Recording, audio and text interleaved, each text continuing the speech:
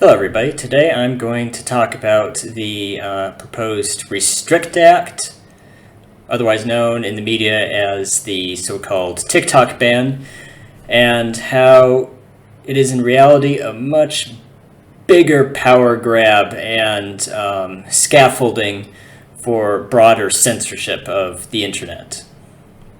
Now, I wrote about this yesterday on Reading Junkie,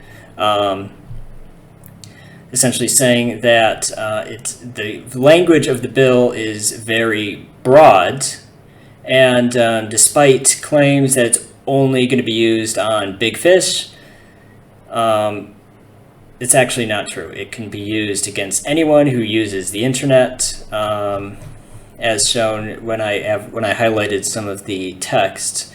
So first we have to consider the wording of the bill. So it defines a transaction because it bans certain prohibited transactions, and the definition of transaction the bill provides is to mean any acquisition, importation, transfer, installation, dealing in, or use of any information and communications technology, product, or service, including ongoing activities such as managed services, data transmission, software updates, repairs, or the provision of data hosting services, or a class of transactions. So basically anyone who uses the internet could fall under the prohibited activities of the Restrict Act. And if you look at the list of potentially restricted products and activities, it includes everything from wireless local networks, social media, cameras, web-based applications, and as I highlighted in the article, even using a VPN. So for example, if TikTok and other non-American platforms are banned, you could access them with VPN, but the act of using a VPN could in fact be illegal as well. So not only can you not access TikTok, even using VPN to bypass the restrictions of this bill could itself be a punishable offense. And the punishments offered are quite serious, up to $1 million in fines or 20 years in prison. That's far more draconian than, well, just about anything I've seen recently. And the other thing here is a lot of people have talked at length about the so-called adversaries listed: China, of course, Cuba, Iran, North Korea, Russia, Venezuela.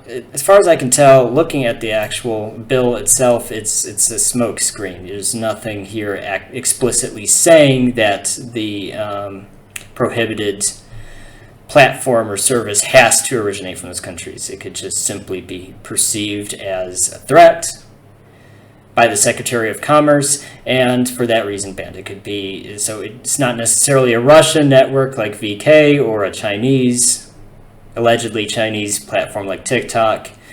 It could be an American one. It could be Truth Social. It could be Twitter. It could be anyone who does not comply, for whatever reason, with Biden's ongoing censorship efforts.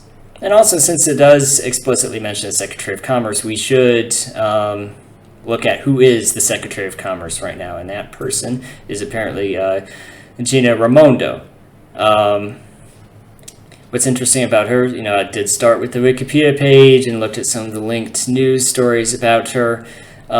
She is not unknown to controversy. She is known to be an advocate for American big tech, and has come under criticism for, specifically by Elizabeth Warren, who does occasionally get things right, who last year, almost a year ago, accused Raimondo and her Commerce Department of lobbying on the behalf of big tech. So basically not being that neutral enforcer that she's supposed to be. She's been directly accused of trying to help American big tech companies work around anti-monopoly advocacy and legislation.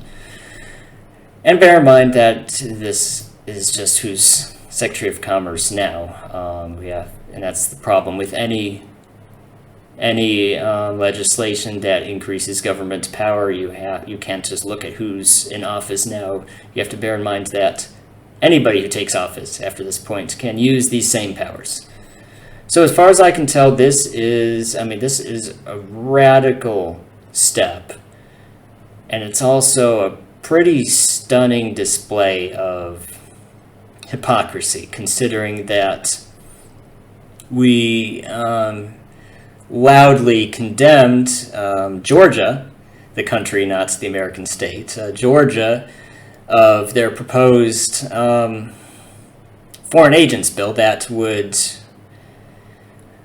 at the very least, put out in the open the role of foreign entities in influencing their media. And not only did the USA and company condemn this effort, we apparently actually incited a whole week of riots until their legislators backed down and retracted the bill.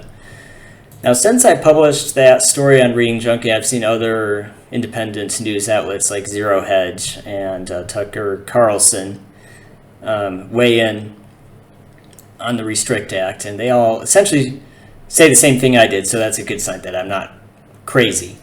They point out that ultimately, even though it's marketed as a TikTok ban, it has very little to do with TikTok. It can be used on anything. And it doesn't actually, and it is a big deal, and it could also, like I said yesterday, it could be used to crack down on virtual private networks, VPN. It could completely change the face of the internet, at least in the USA, and severely restrict our ability to access non-approved information. And as pointed out on Zero Hedge, this is a bipartisan idea.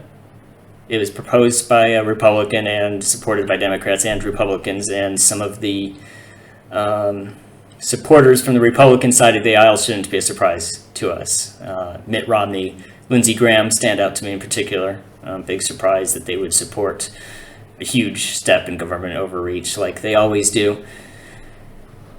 So yes, that's just what I wanted to follow up with, and I'm going to be watching the progress of this bill closely and how it's portrayed in the media, and keep you all posted on it. Thanks for listening.